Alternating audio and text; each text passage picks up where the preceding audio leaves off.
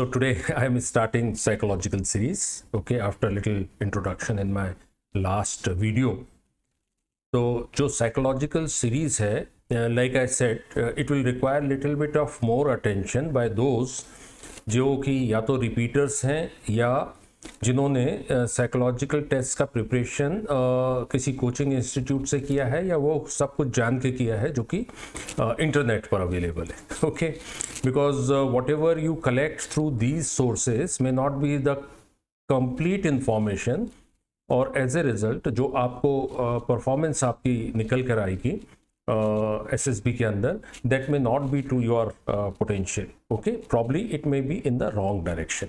Okay, तो आज का जो वीडियो जिसमें कुछ मैं कॉन्सेप्चुअल क्लैरिटी आपको देना चाहता हूँ, psychological test in general and TAT in particular, thematic apperception test in particular. Okay, जैसा मैंने पहले भी बताया था, फ्रेशर्स हैं जो बिल्कुल रॉ हैं और उनको जस्ट प्रोसेस पता है, बट बाकी कोई और चीज़ें साइकोलॉजिकल टेस्ट की उन्होंने ज़्यादा जानने की कोशिश नहीं की है या घर बैठ के उसको कंटिन्यूसली प्रिपेयर नहीं किया है, इन the sense of stories particular लेके और लिख के और रट्टा मारने का, या वर्ड्स के स्पेसिफिक मीनिंग्स, स्पेसिफिक सेंटेंसेस बनाने का, या सिचुएशन रिएक्शन को कोई स्पेसिफिक सिचुएशंस देने का.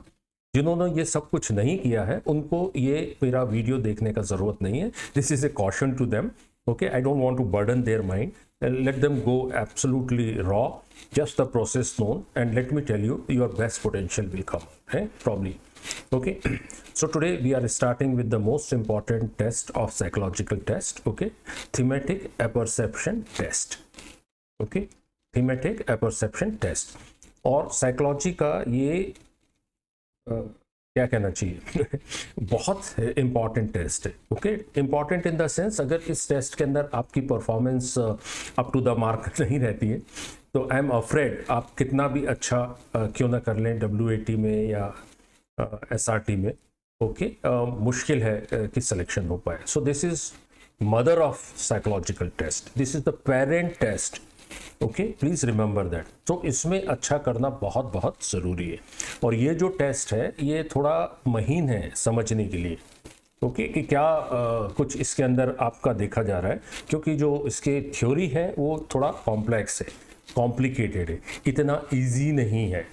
ओके, तो इस चीज़ को आप ध्यान में रखें, and with that we will start with our presentation. Okay, psychologist he is looking at all these 15 OLQs, or this is through the medium of your mind. okay, आपका जो मन है उसके मीडियम के थ्रू ये साइकोलॉजिस्ट इन 15 OLQs को देखता है. ये मैंने पहले कवर किया हुआ आपके साथ में SSB जनरल के अंदर, और इसके अंदर मैंने दूसरी चीज़ जो आपको बताई थी वो था कि इसको वो देखता है अनकॉन्शियस एंड सबकॉन्शियस लेवल पे. जो टेस्ट हैं वो इस प्रकार से बनाए गए हैं, डिज़ाइन किए गए हैं TAT, ओके, कि वो आपके अनकॉन्शियस या सबकॉन्शियस माइंड से रिस्पॉन्सेस ट्रिगर करते हैं. Alright, okay, so this is something very important to understand. और आपको अगर ये डायग्राम याद होगा तो मैंने बोला था जो कॉन्शियस माइंड है, जो विजिबल आपका बिहेवियर है, दैट इज जस्ट 10%, और जो ये नीचे सबकॉन्शियस और अनकॉन्शियस माइंड के अंदर चीज़ें हैं, they are about 90%. okay, so what is the importance of this test? कि ये टेस्ट आपके अनकॉन्शियस एंड सबकॉन्शियस माइंड से रिस्पॉन्सेज लेता है, ओके, जो कि आपको खुद भी कॉन्शियस लेवल पर पता नहीं होते. ओके, ये डायग्राम मैंने सुपर इम्पोज किया है. 90% attitude, emotion, self perceptions, value, belief system, hidden expectations, all of this. Okay, many of us are not even aware of what they are or how do they influence our behavior. Okay, right? So the power of TAT lies in कि भाई this tool is capable of exposing underlying inhibited tendencies, all of these, okay, which a candidate is unwilling to admit, या तो अगर उसको knowledge में है किसी तरीके से, पहले तो इसका जानकारी होता नहीं है मेजॉरिटी ऑफ द पीपल को. ओके, पर उनको जिनको की है शायद वो शेयर नहीं करना चाहता है, अनविलिंग है, ओके और वो एडमिट नहीं कर सकता बिकॉज उसको उसकी जानकारी नहीं है। Okay being unconscious of them, उनके बारे में उसको ज्ञान ही नहीं है, तो वो किस तरीके से किसी के साथ शेयर कर सकता है। But these things through the instrument of TAT, okay, get exposed, and that is what psychologist said while he is assessing all these qualities. So this is one thumb rule or important aspect you must understand. Okay, he is not looking at your conscious responses. Okay, you must be very particular about it. Conscious responses वो बिल्कुल नहीं देखना चाहता है। अगर आप किसी तरीके से सिखलाए हुए तरीके से वो कॉन्शियस रिप्लाईज दे रहे हैं बाय वे ऑफ राइटिंग, रटी हुई स्टोरीज या वर्ड का घर से तैयारी करके कि अभी हैप्पी आएगा तो मैं ये लिखूंगा या स्ट्रेस आएगा तो मैं ये लिखूंगा, no it won't work. Okay, then you are responding from conscious level, from this 10% of your knowledge, okay, where is test is trying to assess this. If they are not able to assess this, all they have to say कि भाई बंदे के जो responses हैं they are not natural. Okay, he is not being natural, he is not being himself. Okay, he is using stories or words or situations which he has learned from some other sources and not coming from within. Okay, so this is something very, very important for you to understand. Okay, so with this understanding, one more thing, basics I would like to explain. So the gentleman or psychologist who has propounded this theory, which is called Murray's theory of personality, okay, which is applicable for TAT, thematic apperception test. Okay, so now let's go. किसी भी story के अंदर या normally otherwise also, okay, there is a term which is used as per this Murray's theory which is called need या needs. हम सब लोग समझते हैं, okay, need for affiliation, need for power, you would have heard these things. Okay, so this is a force in brain. Okay, क्या है ये construct है, साइकोलॉजिकल कंस्ट्रक्ट है, एक फोर्स इन ब्रेन है which organizes perception, apperception. Now please understand, all those I'll request homework है आपके लिए, परसेप्शन और एपरसेप्शन में क्या अंतर होता है, please look into the dictionary and come out of it. Okay, intellection, okay, चीज़ों को परसीव करना, उनको अंडरस्टैंड करना, ओके, और ये केवल समझने तक नहीं, उसको सही तरीके से अंडरस्टैंड करना और फिर आपके अंदर जो विल होना चाहिए, जो डिज़ायर होना चाहिए, उसको करने का और एक्शन करना, ये सारी के सारा फोर्स है, इसको बोलते हैं नीड. एक व्यक्ति के अंदर ये मानकर चला गया है कि he has certain sets of needs. Okay, वो नीड कैसे आते हैं? Because of his psychological construct. Okay, इसका बायोलॉजी क्या है, उसने बचपन में किन किन कंडीशन से वो एक्सपोज हुआ था, उसके एक्सपीरियंसेस क्या थे, subjective experiences, all those get stored in unconscious और subconscious mind. Okay okay, and उसको define करते हैं as need. So please understand this term need. And then motive, you would have heard this term very often. उसका motive क्या था? अगर murder भी करता है तो motive पुलिस जानना चाहती है. So in psychological term, motive is an aim or goal as an expression of a need. जो उसका need होता है, उसको need का expression aim या goal के तौर पर होता है. तो आदमी की एक need है, ऑलराइट, जो कि एक फिजिकल प्रॉपर्टी है, ओके, अंदर है उसके, और देन एक साइकोलॉजिकल जो उसका सब्जेक्टिव एक्सपीरियंसेस हैं वो मोटिव के तरीके से एक्सप्रेस होते हैं. Okay, so this is another term, need, motive. Alright, need gives rise to motive. And then there is another very important aspect which is environment. Okay, so for this environment यानी आसपास के surroundings, जो भी है, object हो सकता है, दूसरा व्यक्ति हो सकता है, मौसम हो सकता है, फिजिकल ऑब्जेक्ट्स हो सकते हैं, पहाड़ हो सकता है, रिवर हो सकती है, whatever it is. Okay, right, so that broad term is environment. और इसको एज पर मुरेज थ्योरी बोला जाता है press. Okay, press is nothing but an environment. What all, just not an environment but then psychologically it has certain more characteristics. Okay, so this is determinants of behaviour. Okay, it contains determinants of behaviour. आपका behaviour को ये press काफ़ी हद तक influence करते हैं. कैसे, हम थोड़ा आगे चल के भी देखेंगे. Creates a desire to obtain और अवॉइड समथिंग. जो एनवायरमेंट है वो एक व्यक्ति के अंदर depending on his need and motive, और जो एनवायरमेंट के साथ उसका इंटरेक्शन होता है वो उसके अंदर एक बेसिक प्रवृत्ति होती है, या तो उसको डिजायर होगा उसको हासिल करने का या उसको अवॉइड करने का. Alright, these are the forces. What are the presses? Press is singular, presses are plural. So they are forces, object or person, which affects need fulfillment behavior. Okay, these they affect need का जो motive है उसको fulfill करने में these things, okay, they affect. Okay, either they facilitate, या तो वो जो चाहता है उसको facilitate करते हैं, और it impedes the efforts to reach a goal. जो motive है उसको हासिल करने में उसको दिक्कतें डाल सकते हैं. So it could be either way. It all depends how it applies to a particular individual. So please remember these two words.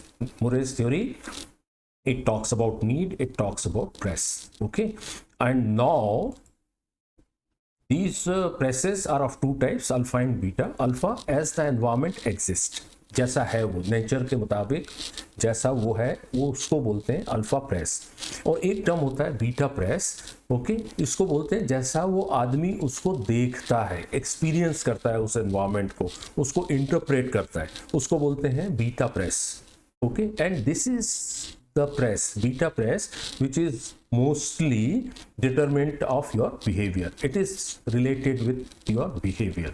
So beta press. Okay, now example of a press, जो environment है क्या हो सकता है, जैसे poverty, गरीबी, ये एक प्रेस है. एक व्यक्ति गरीब माहौल के अंदर है, सो वो एनवायरमेंट उसके बिहेवियर को बहुत हद तक इफेक्ट कर सकता है. So that becomes a what, poverty becomes an example of a press or an environment. or parental rejection, क्योंकि पेरेंट्स ने आपको रिजेक्ट कर दिया, वो जिससे जो माहौल बना, एनवायरमेंट मिला, that is yet another press.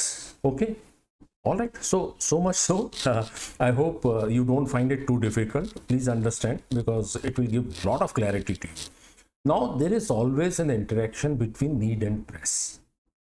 Okay, need and press, जो आदमी के दिमाग के अंदर जो फोर्स है वो interacts with the press environment के साथ, एंड जो रिजल्टेंट चीज़ उभर के सामने आती है उसको मुरे ने डिफाइन किया है a pattern of related needs and press that give meaning to one's behavior. तो एक नीड और उसका प्रेस, राइट, एक जो उसका मोटिव है और जो उसको एनवायरनमेंट मिला है उसका मिलजुल के वो एक बिहेवियर इमर्ज होता है. ओके, जो कि रिलेटेड होता है. तो इस तरीके के नीड या इस तरीके का एनवायरनमेंट उसको फ्यूचर में फिर कभी मिलेगा, जो बिहेवियर होगा वो वैसा ही होगा जैसा वो आज कर रहा है. Okay, that is the meaning. Okay, please understand this. तो a particular set of need and press gives rise to a particular behavior pattern, and it has repeatability. Okay, आज जैसा है कुछ समय बाद भी अगर वही नीड परसिस्ट करती है और वही एनवायरनमेंट आता है, तो वो इसको जो टर्म यूज किया मुरे ने, that is called thema. Okay, need on press का रिलेशन के बाद में जो चीज प्रोडक्ट है या जो उसका आउटकम है, that he called thema. Okay, now this is what thema is nothing but a pattern of related needs, जो कि उसको बिहेवियर के तरीके से दिखाते हैं. तो फर्दर इसकी अगर डेफिनेशन देखें, a compound of inter related collaborating और conflicting dash dominant needs that are linked to press to which the individual was exposed. Okay, right. So वो नीड है, प्रेस क्या था, बचपन में उसको किस तरीके का एक्सपोजर मिला, तो वो सब कुछ मिला के जो प्रोडक्ट आता है that is thema. And like I said, वो प्रेडिक्टेबिलिटी होती है उसकी, कुछ रिपीटेबिलिटी होती है. और एक एग्जांपल देता हूँ आपको कि जो हमने पहले भी जिक्र किया है कि ए पर्सन में repeatedly try harder after each failure. तो इस केस में फेलियर क्या है, प्रेस है, एनवायरनमेंट है. Okay, alright. So failure press triggers an achievement need. आप अचीव करना चाहते हो, एसएसबी में सेलेक्ट होना चाहते हो, फॉर एग्जांपल फेलियर मिलता है, तो वो फेलियर आपको आपका जो नीड और प्रेस का combination because of your psychological build is of this nature कि हर एक फेलियर को वो ट्रिगर करता है अचीवमेंट नीड को, तो that thema is very very good for you. Okay, and if you keep doing that you will meet the success. Okay, on the other hand ये need है, प्रेस फेलियर हुआ है, आपका beta press यानी आपको उसको देखने का नजरिया ये ओ यार ये तो मेरे बस की बात नहीं है, I can't do it. If that is the case behaviour will be different. और जैसा आप बिहेवियर एक बार करोगे, आइंदा भी जब दिक्कतें आएंगी तो वही बिहेवियर परसिस्ट करेगा. And that is what psychologist is wanting to get to know. At what level? This is all happening at unconscious level, subconscious level. Okay, anything you do at conscious level is against the grain of this particular test. ये जो test का design किया है वो उसके विपरीत जा रहे हैं. अगर आप रट के जा रहे हैं स्टोरीज, अगर आप रट के जा रहे हैं वर्ड्स को, SRT का सिचुएशन और SD घर में तैयार करके लेके जा रहे हैं, then it is like this कि पेपर आया, राइट, कुछ और, राइट, आपने उस पेपर को साइड में डाला, अपना खुद का पेपर जिसका की तैयारी आपने किया हुआ था वो निकाला और उसके आंसर्स लिख दिए. नाउ यू एक्सपेक्ट कि भाई psychologist should assess and then give you pass marks. No, it just can not happen, because जो उसको चाहिए था वो तो आपने किया ही नहीं. उसका पेपर तो आपने फाड़ के फेंक दिया शुरू में ही, अपने जेब से निकाल के और कर रहे हो. You can not expect. Okay, so this is what I wanted to cover today. Okay, very important. Okay, इसका बारे में आपको शायद जानकारी भी इतनी कहीं मिलेगी नहीं. Okay, all that coaching institute में या इंटरनेट पर all that gets covered is इस तरीके का स्टोरी आता है, इसको लिखना किस तरीके से, वर्ड को बनाना कैसे, कुछ गाइडलाइंस जरूर आपको दे सकते हैं, राइट, जो कि एक व्यक्ति जिसका थीमा दुरुस्त है. Okay, series of thema are such that he is a positive person, he writes good stories, he imagines good, he expects positive outcomes. वो एक नेचुरल आउटफ्लो होगा उस बंदे का. ओके, अगर उसके कॉन्शियस सब कॉन्शियस में वो कॉम्बिनेशन अवेलेबल है तो. पर होता क्या है, कॉम्बिनेशन वो है या नहीं है, आपको एक्शन लेवल पे कुछ रेडीमेड चीज बना के दे दी जाती है. एक सेंटेंस किसी ए का है, दूसरा सेंटेंस बी का है, तीसरा सेंटेंस सी का है. ओके, अब उन सबको आप मिला जुला के आपकी खुद की पर्सनालिटी तो कुछ इमर्ज होके नहीं आ रही है, आपके थीमास तो उजागर ही नहीं हो रहे हैं. Okay, alright, so this is the blunder that is getting committed and that is how most of the candidates are not doing well in psychological test. और एक गलत धारणा बना के चले जाते हैं, अरे मैंने तो 12 के 12 स्टोरीज लिख दी हैं, वो जो ब्लैंक था वो तो मैं घर पे बना के ले गया था, किसी नोन आदमी ने शायद बोला भी हो, yes very good, this is how you should do. 60 के 60 मैंने वर्ड्स लिख दिए हैं, SRT 50 के करीब मैंने पूरी कर दी है, SD तो मैं घर से ही बना के ले गया था. इट इज समथिंग लाइक अपना खुद का पेपर बना के खुद ही आंसर कर रहे हो. जो साइकोलॉजिस्ट चाहता है उसको आप आंख बंद कर रहे हो.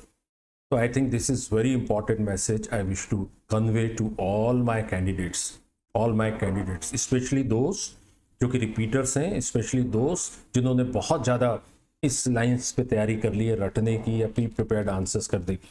They will have to work very hard, unlearn the things and do in the manner which I shall be covering subsequently. Okay, so much so for today. Just remain standby for my next video, which will be continuation of this TAT. Okay, all the best.